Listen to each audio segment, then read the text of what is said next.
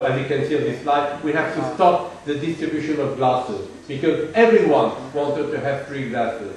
I have one here, you know, this was the glasses. You know, these glasses had been provided, but at the end we found that more workforce than athletes wanted to have glasses, so we have to limit a bit the distribution of glasses. We have a huge radiology and psychology. That is an important also. We had a joint program with UNAIDS for HIV/AIDS awareness. And excuse me, ladies, we had 2 failures during these games. The first one is we didn't thought that we have 2 women who had deliveries. We have 2 babies who were born at the venue, and we didn't expect that. And the second failure, I'm sorry ladies, as you know, as all the games, we have distribution of condoms in this campaign against HIV/AIDS. And we had one complaint because we didn't thought about that, we have only one size. And we had some complaint from some countries. So now, for those who will have to organize games, and if you have to distribute condoms, which is important for campaign, think about have different sizes. Okay, having said that, we have nutrition here also, and the handling ethics. That is very important. All the equipment required for the game has been or are about to be dispatched in several hospitals, both in Beijing and in the country. That is very important. All the equipment you have seen have been distributed to all the hospitals. And this represents a major step in the modernization of the sector of health in China. We have also a huge public health campaign and connection. Don't look at this slide, it's very complicated. But we have the public health surveillance for communicable disease, and the games that allow different departments which were working in the past in silos to learn how to work together. That is a major problem, you know. And in any kind of organization, when you look at an organization, at the beginning, you work in silos, which is the worst thing which may happen. And now we have to work together. Of course, you all heard about the pollution, potential pollution in Beijing. This was also a critical thing, and that's been, we have been criticized to choose Beijing because of what they call pollution. You will see they have done a huge and a major improvement by many, I would say, measures which have been taken, like traffic regulation. They have changed the factories, they have changed the structure of manufacturing that I told you. And we have been very happy that at the end, you have in this slide the comparison on the right between the same days in 2007 and 2008. And you can see that in 2008 we have more than 11 days with a perfect air quality, and some others where the air quality was also good, which was not the case in 2007. And I can tell you that some very important athletes who've been very critical about the pollution, you know, say and publicly apologize after the game, and they say, I regret not to have come to Beijing because I was told that the air quality was even better than in major Western countries. We have, of course, we had some luck, and as you can say, the Mongolian gods were favorably disposed with us. We didn't have any wind coming from the Gobi Desert. The air quality is probably one of the fields where the legacy would be the most important and visible, and the game has proved that with current measures, Beijing is to be considered at the same level as all the major cities in the world. We had also a huge program on protection of food. You know, Beijing has been said, you have contaminated food, the food is not controlled, the quality is not good. I can tell you, we never had a problem in Beijing at the time of the game, because the public authority take all the measures to control the food and the traceability of the food which has been used in all the restaurants and in all the different places where the assets were. Water control also, all the reservoir has been checked, renewed, the pipes have been renewed also. We have some little health issue, very few communicable disease. Okay, no, I'm going the other way. No? Oh, wait.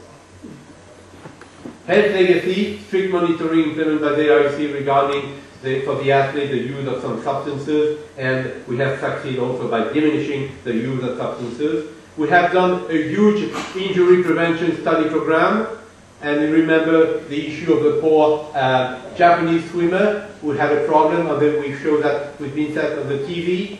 We had that problem of the rowing also, and the marathon swimming, and if we go here, you have the breakdown of the different injury. Once more, if you want this slide, you just ask the organizing committee and you can use them as you like. Here are the different sports by high risk. You can see that taekwondo, weightlifting, boxing, and team sports, soccer, hockey, and handball. Health Legacy such program will help us for changing the training method, changing the equipment, changing the field of play injury, and changing the rules if necessary. Very briefly now on doping program. Doping unfortunately exists also. We had about 9 cases in Beijing. We have 41 stations, 34 in Beijing, 7 in remote city. 1,000 persons working, not 1,000 on the photo. My camera was not large enough, you know. So 1,000 doping control staff. Total tests we have done a little bit less than 5,000 tests. 132 records plus additional testing. We have done testing pre and post competition during the period of the game, which starts at the opening of the village up to the closing ceremony. We have collected about 400 liters of urine, which is quite a lot, I can tell you. And all the samples now, after the game, have been repatriated to a laboratory in Lausanne, where we are doing now some further analysis because we have some new development of new methods. So maybe we may have some new positives. And sample, you know, the Chinese have done a very good technique. You know, we have armed forces. We took care of the samples. It was very impressive to see these little bottles of urine with armed forces around. But it worked. The Beijing lab, we have a brand new lab. That is also a new legacy, with many people coming from different worldwide laboratories accredited by the WADA. Positive case, you have 9 so far, 9 positive cases. I just want to tell you that these games in Beijing have been fantastic games. And these games in Beijing, as all the other games, as these mass gatherings, as these universities here, help us to disseminate what we call the Olympic values. Olympic values are 3 main values. First, friendship, you saw that. Second, respect. We have to respect our colleagues, we have to respect the public, we have to respect the officials. And third, excellence. The athlete, and Sophia, you hear, the athletes know they are striving for excellence. Excellence is one of the main Olympic values. And that's why Olympic Games on one hand, second, the Youth Olympic Games, where these values have to be taught to the young people. And Claude Rigalian this morning said the Youth Olympic Games should not be gold medal digging. We need to use this Youth Olympic Games to disseminate these 3 values, which I repeat: friendship, respect, and excellence. And I'm sure also this Universiade will start on the 18th or 16, I don't know exactly. I'm sure this Universiade, winter and summer, also help the sport movement, the Olympic movement, to disseminate this value. I can tell you, Beijing were great, and xie China.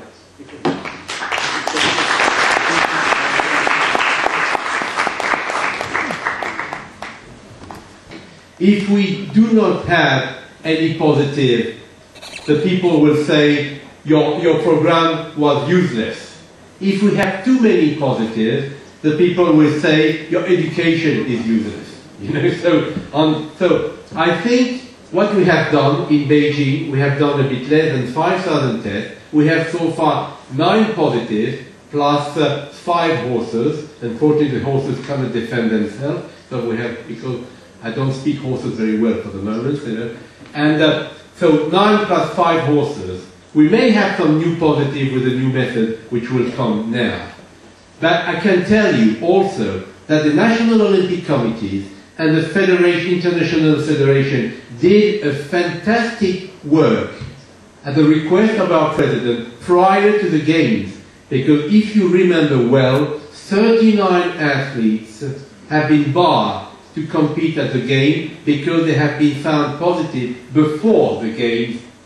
And if the Federation and if the National Olympic Committee didn't do such a good job, these 39 athletes will have been participated at the Games and will have been found positive. So my answer is yes, the Games in Beijing were great games because first, the anti-doping program put in place by the IOC and the Chinese authority has been a good program. Second, because the International Federation and the National Olympic Committee did a great job. And third, because the athletes follow very well the recommendation.